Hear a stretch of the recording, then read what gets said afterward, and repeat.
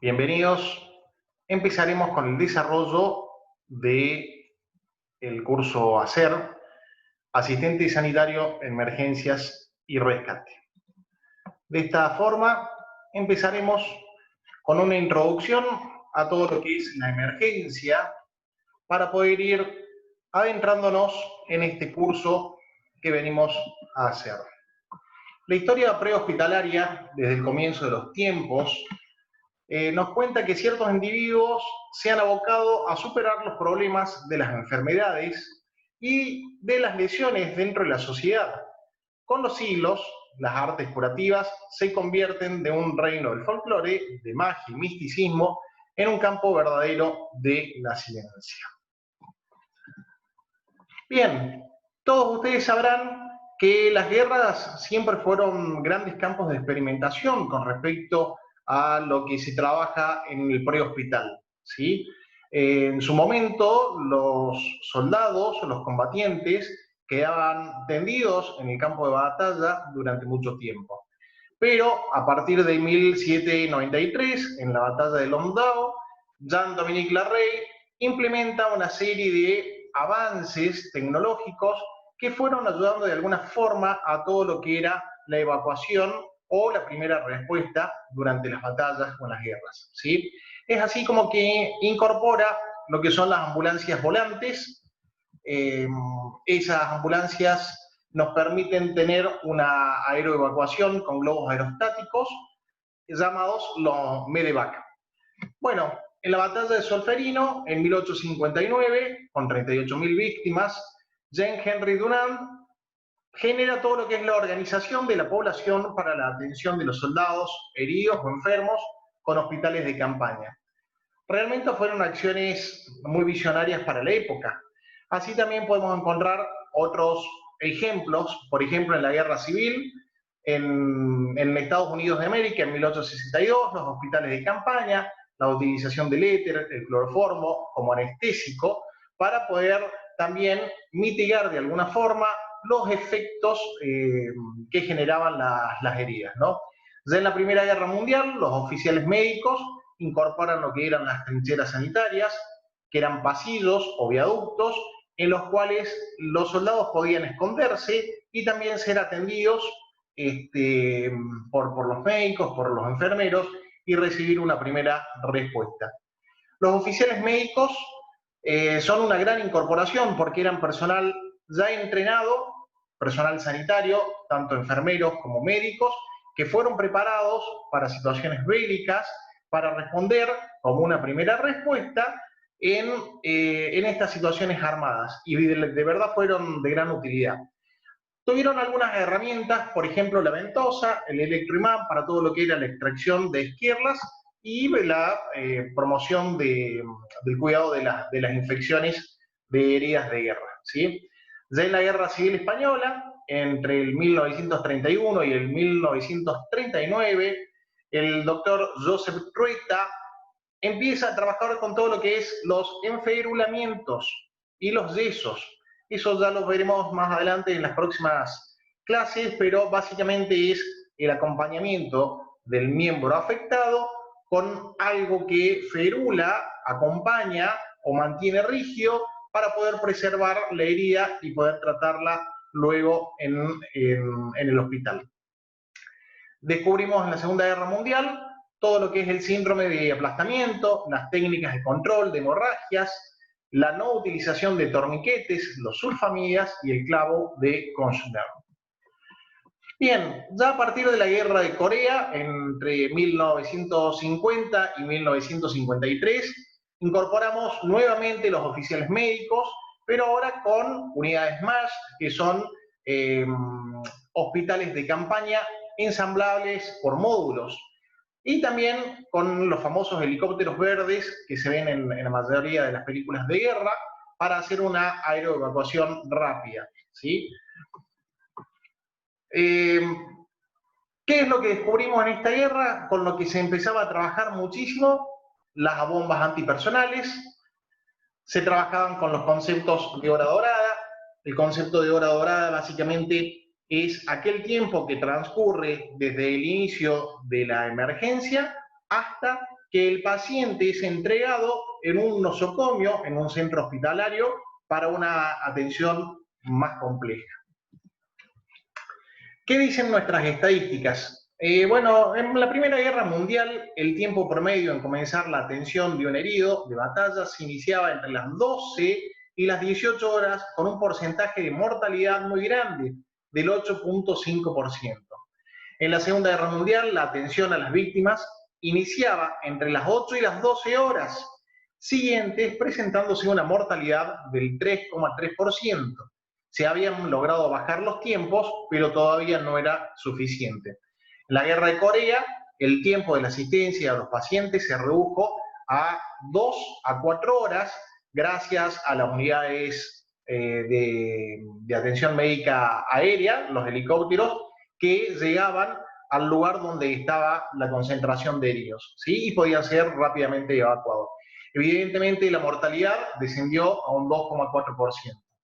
En Vietnam, este tipo de asistencia inicial bajó de 1 a 4 horas y la mortalidad también descendió al 1,9%. Con la experiencia bélica de Corea y Vietnam, donde se evidenció la importancia de la asistencia inmediata de los heridos en el campo de batalla por personal especializado, combinándolo con un transporte rápido para la iniciación del tratamiento definitivo, fue que los sistemas de atención en salud, tanto públicos como privados, empezaron a incorporar a los sistemas de atención en salud con recursos específicos.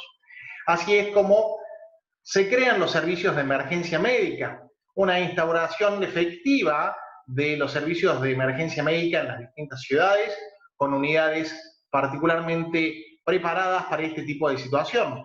Recordemos que en la antigüedad, las primeras ambulancias en algunos lugares eran los carros mortuorios, porque era el único vehículo que tenía capacidad para el transporte de personas acostadas y demás.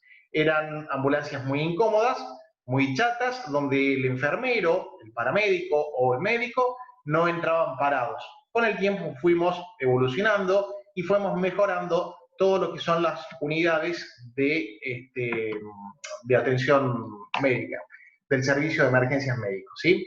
Programas de capacitación y adiestramiento para los técnicos en emergencias médicas fue una prioridad porque todos empezaron a trabajar con ellos, empezando también por las escuadras de rescate de bomberos, empezaron a trabajar con técnicos en emergencia médica. La modernización y equipamiento de las ambulancias fue primordial y anteriormente los servicios de emergencia eran proporcionados por las casas funerarias, como ya lo habíamos dicho, o en su defecto por el departamento de bomberos.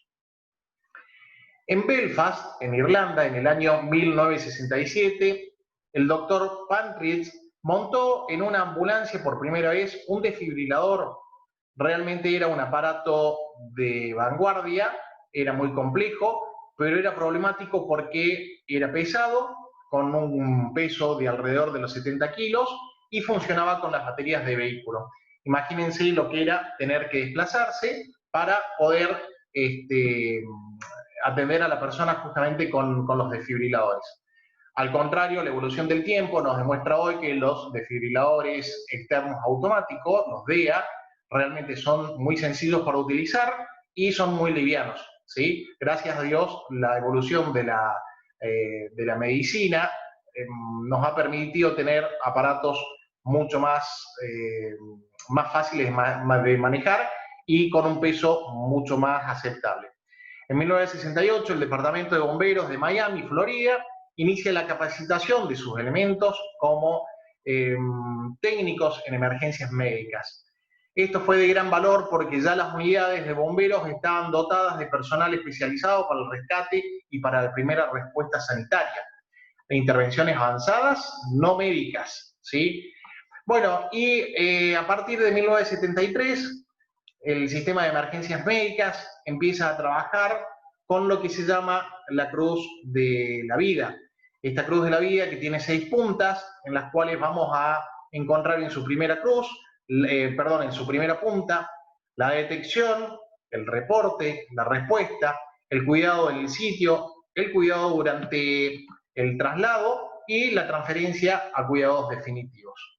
Con esos 6 puntos nosotros de alguna forma podemos garantizar que el paciente está siendo atendido desde la primera respuesta que tiene hasta el momento en que es trasladado al nosocomio para una atención más compleja, ¿sí? El Servicio de Emergencias Médicos incorpora al siglo XXI los requisitos educativos de acuerdo a las oportunidades profesionales y estas continúan mejorando. La capacitación, el entrenamiento son permanentes y llevan a mejores resultados. Nos desarrollamos en una ocupación profesional integrada a los servicios médicos de emergencia. Es ahí donde encontramos también la tarea de los asistentes sanitarios en emergencias y servicio, también los paramédicos, enfermeros especializados, etcétera, etcétera.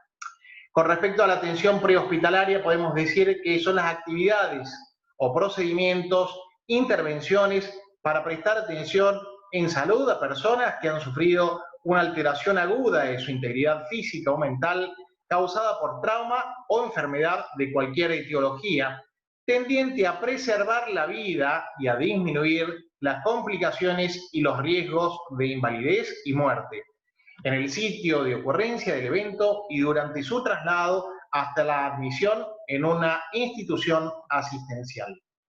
El sistema de atención en emergencias lo podemos definir justamente en hospitalarios y justamente prehospitalarios. En la parte prehospitalaria vamos a cubrir todo lo que es el domicilio, la vía pública, atención de múltiples víctimas, demandas masivas, situaciones de desastre. Todo lo que pasa puertas afuera de un nosocomio o de un instituto médico. La atención prehospitalaria, la reducción del tiempo de la asistencia al paciente, todo lo que es la hora dorada, proporcionándole el definitivo cuidado en el menor tiempo posible y de la manera más ventajosa para el paciente. Con respecto al alcance y el campo de la aplicación de la atención prehospitalaria, son todos los eventos de urgencias cotidianas, situaciones de emergencias y desastre, y el campo de aplicación se inicia en el lugar del suceso y durante el traslado del paciente. Como necesitamos tener una buena cobertura en la primera respuesta, siempre vamos a tener en cuenta lo que es el triage. Y el triage es esta selección donde nosotros vamos a definir si esta persona tiene que recibir una u otra atención, qué tiempos de atención, cuál es la premura del caso. Es un procedimiento sanitario que se está instituyendo, o mejor dicho, ya está instituido en todas las partes del mundo.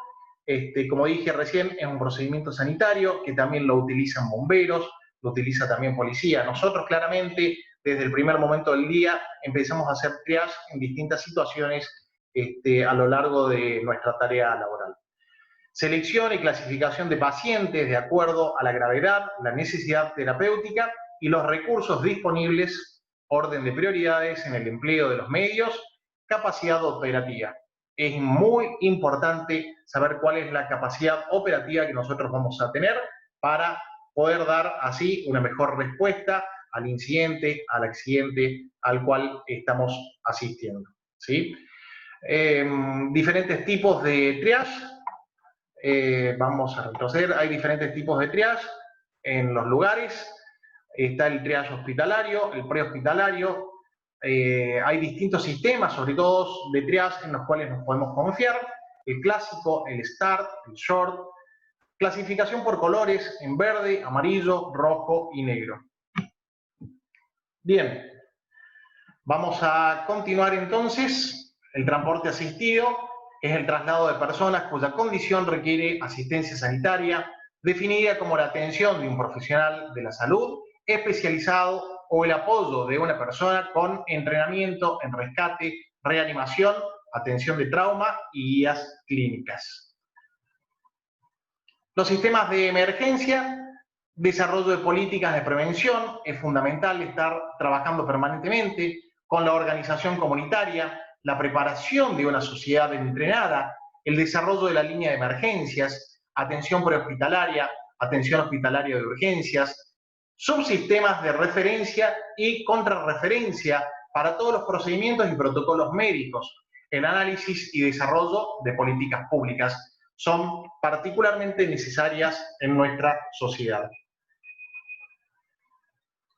Una comunidad entrenada, como habíamos dicho, es fundamental para una primera respuesta. Todos debemos generar de alguna forma redes de autoprotección en la cual, sabiendo que tenemos una comunidad entrenada, vamos a minimizar los tiempos de respuesta.